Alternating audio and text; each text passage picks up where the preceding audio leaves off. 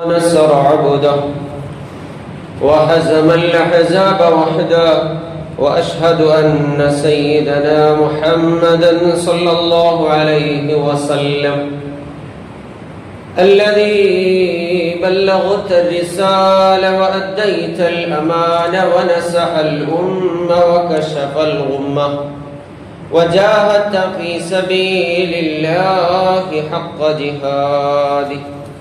يا أيها الناس أوصيكم عباد الله وإياي نفسي أولا بتقوى الله. اللهم رب اشرح لي صدري ويسر لي أمري واحلل عقدة من لساني يفقه قولي.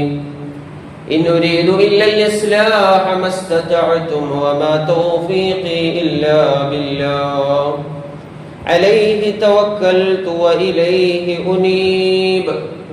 فقد قال تعالى في محكم تنزيل: أعوذ بالله من الشيطان الرجيم بفضل بسم الله الرحمن الرحيم.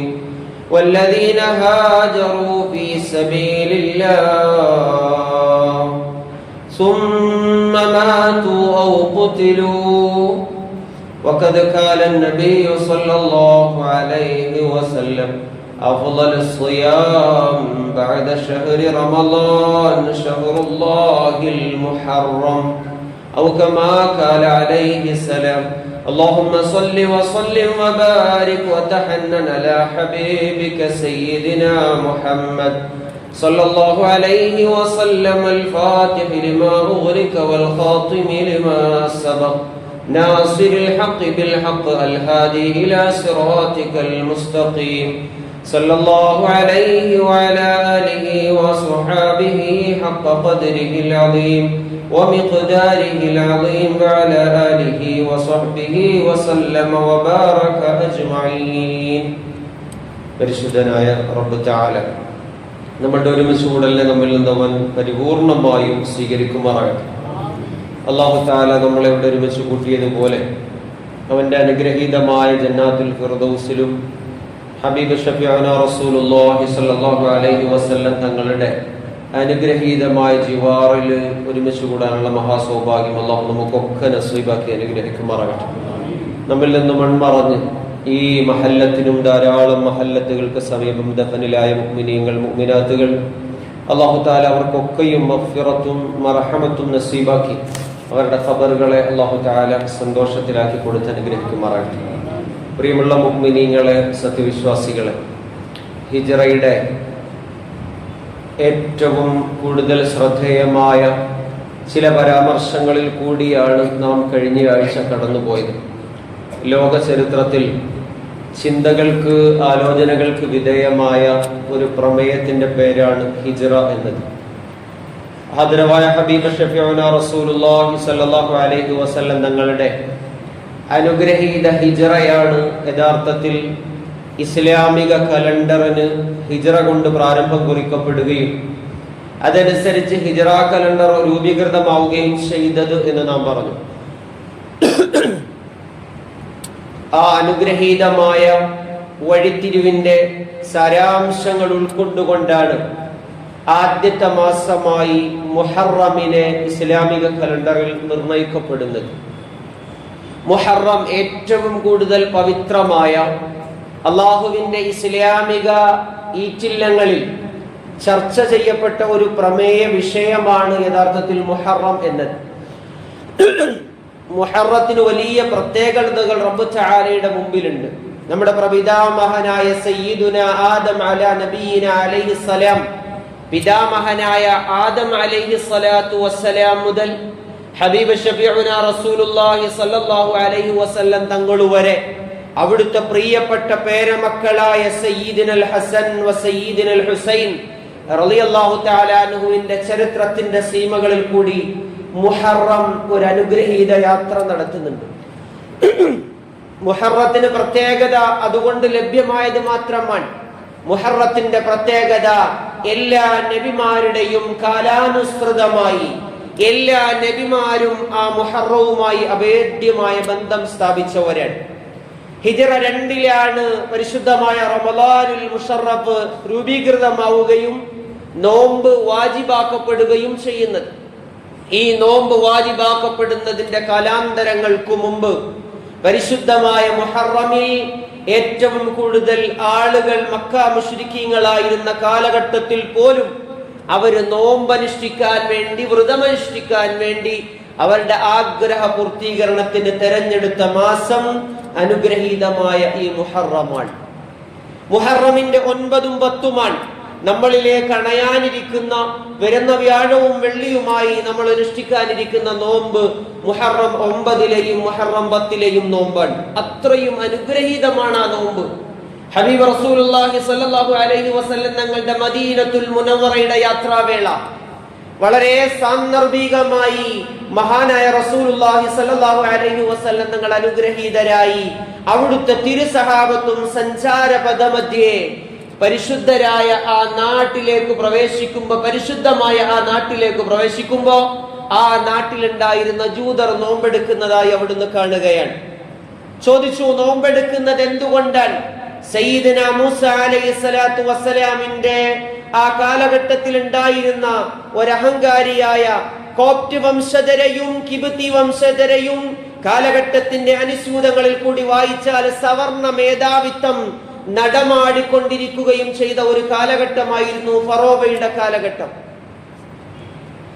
وَإِذْ نَجَّيْنَاكُمْ مِنْ آلِ فِرْعَوْنَ يَسُومُونَكُمْ سُوءَ الْعَذَابِ يُذَبِّحُونَ أَبْنَاءَكُمْ وَيَسْتَحْيُونَ نِسَاءَكُمْ وَفِي ذَلِكُمْ بَلَاءٌ مِّن رَّبِّكُمْ عَظِيمٌ وَإِذْ نَجَّيْنَاكُمْ مِنْ آلِ فِرْعَوْنَ ഫിർഔനിന്റെ സമൂഹം ഒന്നടങ്കം ചെയ്തുകൊണ്ടിരുന്നത് തന്റെ ഇച്ഛകൾക്കനുസൃതമായി പ്രവർത്തിക്കുന്നവരെ മാത്രം പുനർജീവിപ്പിക്കാൻ അനുവാദം കൊടുക്കുകയും അവർക്ക് സൗകര്യം കൊടുക്കുകയും ചെയ്തുകൊണ്ട് ആ സമുദായത്തെ മാത്രം ഉയർത്തിക്കൊണ്ടുവരികയും മറ്റുള്ളവരോട് അയാളിൽ വിശ്വസിക്കാതിരിക്കുകയും അദ്ദേഹത്തെ അംഗീകരിക്കാതിരിക്കുകയും ചെയ്യുന്നവരോട് പ്രത്യേകമായ ഒരു പ്രത്യയശാസ്ത്രം പുലർത്തിയ ലോകം കണ്ട ഏറ്റവും അഹങ്കാരിയും സ്വേച്ഛാധിപതിയുമായ ഒരു രാജാവായിട്ടാണ് ഫിർഔനിനെ റാംസസ് 2 ചരിത്രം പരിചയപ്പെടുത്തുന്നത്.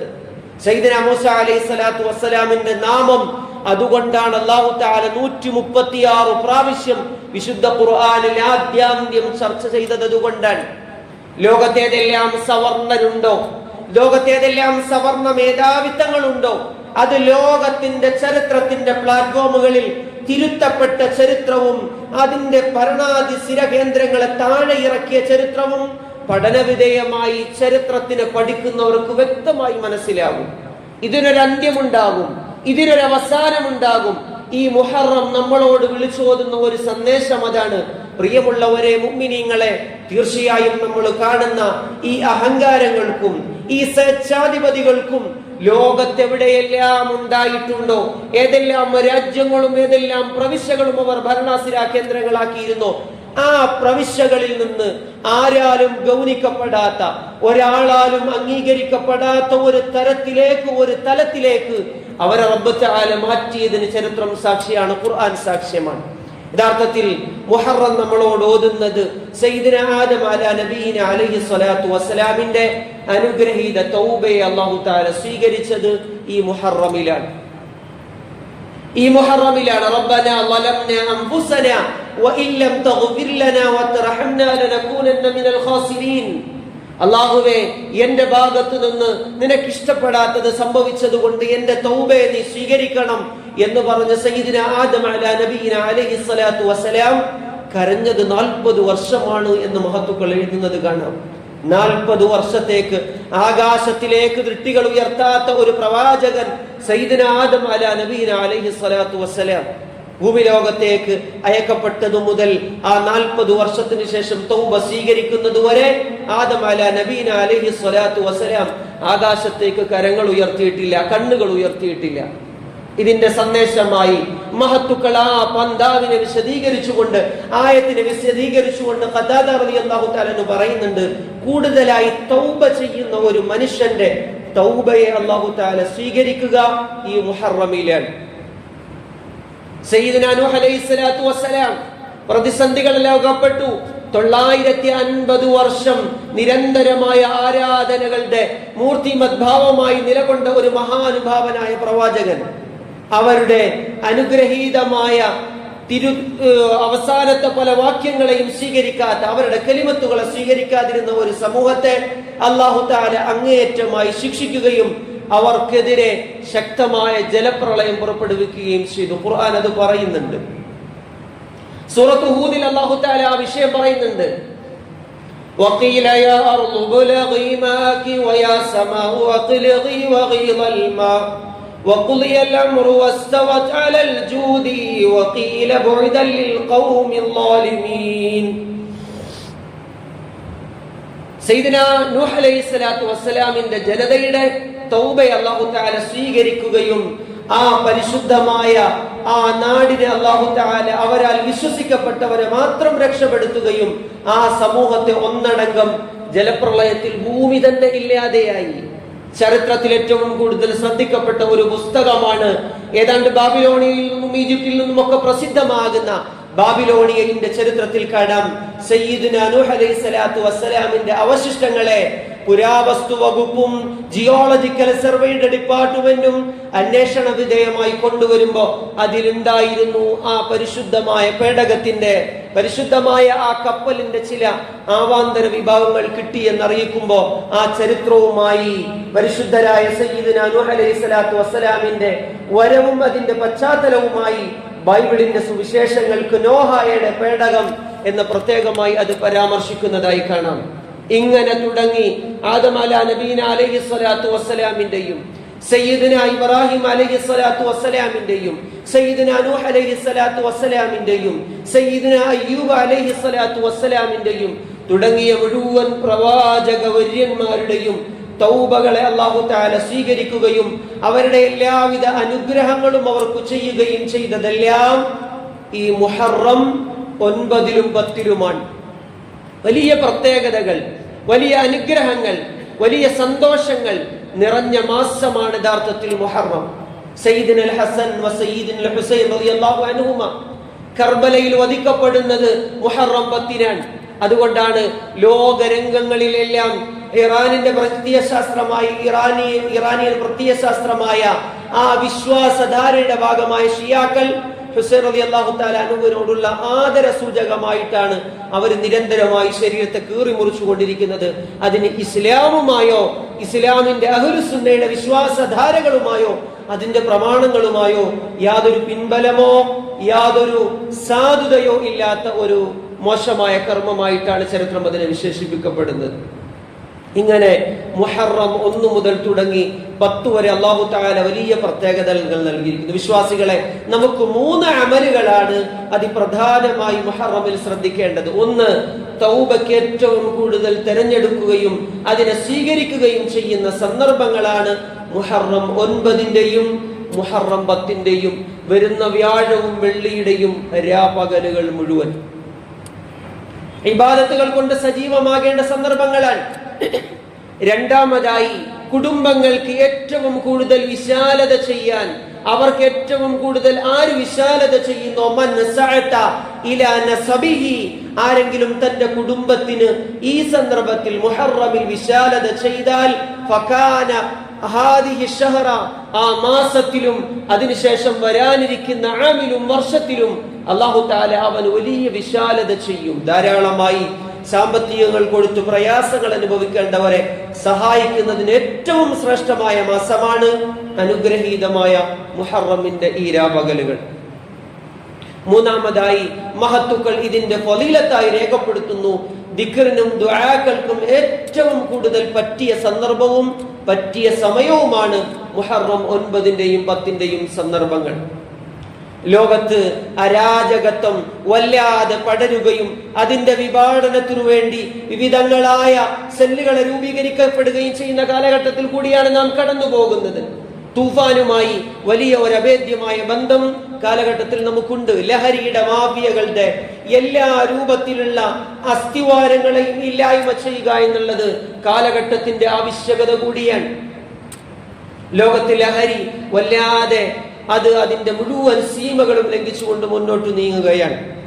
സ്കൂളുകളിൽ, വിദ്യാലയങ്ങളിൽ, മറ്റു തരങ്ങളായ പഠന കേന്ദ്രങ്ങളിലെല്ലാം തന്നെ ലഹരി അതിന്റെ മുഴുവൻ സീമകളും ലംഘിച്ചുകൊണ്ട് മുന്നോട്ട് പോകുമ്പോൾ നമ്മുടെയൊക്കെ ഭവനങ്ങളിലുള്ള മക്കൾ ഈ സ്കൂളുകളുമായി അല്ലെങ്കിൽ അവരുടെ പഠനശാലകളുമായി നിരന്തരം ബന്ധപ്പെടുമ്പോൾ അവരുടെ മനസ്സകങ്ങളെ, അവരുടെ ചിന്തകളെ സ്വാധീനിക്കാൻ കുട്ടികളിൽ ഒരു വിവേചനവും കരുതാത്ത രൂപത്തിലാണ് ഇത് മുന്നോട്ട് പോയിക്കൊണ്ടിരിക്കുന്നത്. അത് നിർത്തേണ്ടതുണ്ട്, അത് ഇല്ലായ്മ ചെയ്യേണ്ടതുണ്ട്, അതിനുവേണ്ടി നാം ഒന്നിക്കേണ്ടതുണ്ട്, അതിനുവേണ്ടി മുന്നിട്ടിറങ്ങേണ്ടതുണ്ട്. നമ്മുടെ മക്കളുടെ പോക്കുകൾ, അവരുടെ വരവുകൾ, അവർക്ക് നന്മകൾ പന്താവുകളാക്കി കാണിച്ചു കൊടുക്കേണ്ട നമ്മളിൽ നിന്ന് ആ നന്മകൾ ഉണ്ടാകേണ്ട കാലം കൂടിയാണ് യഥാർത്ഥത്തിൽ അഭിനവമായി ഈ കാലഘട്ടത്തിലുള്ളത്. വർത്തമാനകാല സാഹചര്യം വളരെ മോശമായി കൊണ്ടിരിക്കുകയാണ്.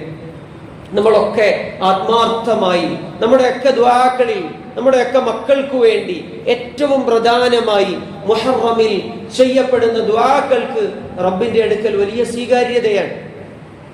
കാരണം ഇത്രയും നബിമാരുടെ ദുആകളെ അല്ലാഹു സ്വീകരിച്ചു എന്നതാണ് അതിനാധാരമായി ഖതാദ റളിയല്ലാഹു തആല രേഖപ്പെടുത്തുന്നത്.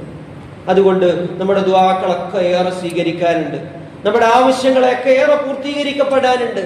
നമ്മുടെ ഹലാലായ മുറാദുകൾ, നമ്മൾ തുടങ്ങി വെച്ച സംരംഭങ്ങൾ, നമ്മുടെ ഉദ്ദേശങ്ങൾ, ലക്ഷ്യങ്ങളൊക്കെ സാക്ഷാത്കരിക്കപ്പെടേണ്ടതുണ്ട്.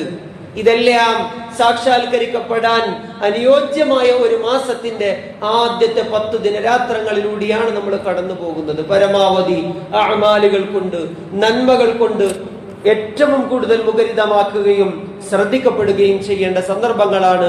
റബ്ബ് തആല അവകളെ ശ്രദ്ധിക്കാനും പരമാവധി അമലുകളിൽ വളരെ ജാഗ്രത പുലർത്താനും അല്ലാഹു സൗഭാഗ്യം നൽകി അനുഗ്രഹിക്കുമാറാകട്ടെ.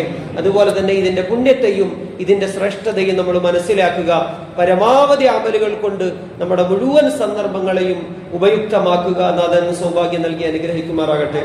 ആമീൻ. അൽഹംദുലില്ലാഹി റബ്ബിൽ ആലമീൻ. حمدا يوافي نعمه ويكافئ مزيدا. اللهم صل على رسولك سيدنا محمد وعلى آل سيدنا ومولانا محمد وبارك وسلم عليه. കരുണയുള്ള ഔദാര്യനിധിയായ റഹ്മാനേ അല്ലാഹ്, ഞങ്ങളുടെ ഒരുമിച്ച് കൂടല്ല നീ സ്വീകരിക്കണേ അല്ലാഹുവേ. യാ അല്ലാഹ്, അനുഗ്രഹീതമായ മുഹറം ഞങ്ങളിലേക്ക് പ്രവേശിച്ചു റഹ്മാനേ. ധാരാളമായി നന്മകൾ, സൗഭാഗ്യങ്ങൾ ചെയ്യാനുള്ള മഹാസൗഭാഗ്യം നിന്റെ ഔദാര്യമായി ഓശാരമായി നൽകണേ അല്ലാഹ്. അല്ലാഹുവേ, ഞങ്ങളിൽ പലരും രോഗികളാണ്, ശിഫ നൽകണേ അല്ലാഹ്. പ്രയാസങ്ങളുള്ളവരുണ്ട്, പരിപൂർണമായ സാന്ത്വനം നൽകണേ അല്ലാഹ്. യാ അല്ലാഹ്, ഞങ്ങളിൽ നിന്ന് മൺമറഞ്ഞവർക്ക് ബർസഖിയായ ജീവിതം സന്തോഷത്തിലാക്കണേ റഹ്മാനെ. ദുആ കൊണ്ട് വസിയത്ത് ചെയ്ത ഒരു സഹോദരന്റെ അല്ലാഹുവേ ബൈപ്പാസിന്റെ സർജറി നടക്കുന്നു റഹ്മാനെ, ശിഫ നൽകണേ അല്ലാഹ്. പരിപൂർണമായ ആഫിയത്ത് നൽകി അനുഗ്രഹിക്കണേ റഹ്മാനെ. അല്ലാഹു ആ കുടുംബത്തിന് സമാധാനം നൽകി അനുഗ്രഹിക്കണേ റഹ്മാനെ. യാ അല്ലാഹ്, ഒരു കുടുംബത്തിന് വേണ്ടി മരണപ്പെട്ടവർക്ക് വേണ്ടി ദുആ ചെയ്യാൻ നൽകിയ സംഭാവനയെ സ്വീകരിക്കണേ റഹ്മാനെ. ആ കുടുംബത്തിൽ നിന്ന് മരണപ്പെട്ട മുഴുവൻ പേർക്കും നീ മഗ്ഫിറത്ത് നസീബാക്കണേ അല്ലാഹ്. അവരുടെ ഖബറിടങ്ങളെ നീ സന്തോഷത്തിലാക്കി കൊടുത്ത് അനുഗ്രഹിക്കണേ റഹ്മാനെ. അല്ലാഹുവേ, പരിപൂർണമായും അല്ലാഹുവേ വലിയ പ്രയാസത്തിൽ കഴിയുന്ന ജമാഅത്ത് അംഗം അല്ലാഹുവേ, അദ്ദേഹത്തിന് ആഴ്ചയിലെല്ലാ ആഴ്ചകളിലും 3-4 ഡയാലിസിസുകൾക്ക് വിധേയമാണ്. റഹ്മാനും റഹീമുമായ റബ്ബേ, അനുഗ്രഹീതമായി മുഹറമിന്റെ മഹത്വം കൊണ്ട്, അതിന്റെ ഫള് കൊണ്ട് റഹ്മാനെ അല്ലാഹുവേ, അദ്ദേഹത്തിന്റെ രോഗങ്ങൾക്ക് നീ താമായ ശിഫ നൽകി അനുഗ്രഹിക്കണേ അല്ലാഹ്. പരിപൂർണമായ ആഫിയത്ത് നൽകണേ അല്ലാഹ്, സിഹത്ത് നൽകണേ അല്ലാഹ്, സലാമത്ത് നൽകണേ റഹ്മാനെ. മഹല്ലത്തിന്റെ സഹായികൾ അല്ലാഹുവേ, മാസവരി നൽകുന്നവർ, ബക്കറ്റ് കളക്ഷനിൽ സംഭാവനകൾ നൽകുന്നവർ, ഈ മഹല്ലത്ത് ഈ രൂപത്തിലാകാൻ കാരണക്കാരായ ആരെല്ലാം ഉണ്ടോ, ദുആ കൊണ്ട് വസിയത്ത് ചെയ്തവർ, ദുആയിനെ ആഗ്രഹിക്കുന്നവർ, ദുആ കൊണ്ട് കടമപ്പെട്ടവർ, അല്ലാഹുവേ, ഞങ്ങളുടെ മഹോന്നതരായ ഉസ്താദന്മാർ എല്ലാവർക്കും നീ ഖൈർ, ബറക്കത്ത്, സലാമത്ത് നൽകണേ അല്ലാഹ്. പരിപൂർണമായ ആഫിയത്ത് നൽകണേ റഹ്മാനെ. അല്ലാഹുവോട് ഒരുമിച്ച് കൂട്ടിയതുപോലെ നിന്റെ റസൂലുള്ളാഹി സ്വല്ലല്ലാഹു അലൈഹി വസല്ലം തങ്ങളുടെ ഹൗദിലും അവിടുത്തെ തിരുശുപാർശയിലും ഒരുമിച്ച് കൂടാനുള്ള സൗഭാഗ്യം നസീബാക്കണേ അല്ലാഹ്. اللهم ربنا عليك توكلنا وإليك نبنا وإليك المصير. آمين برحمتك يا أرحم الراحمين. والحمد لله رب العالمين.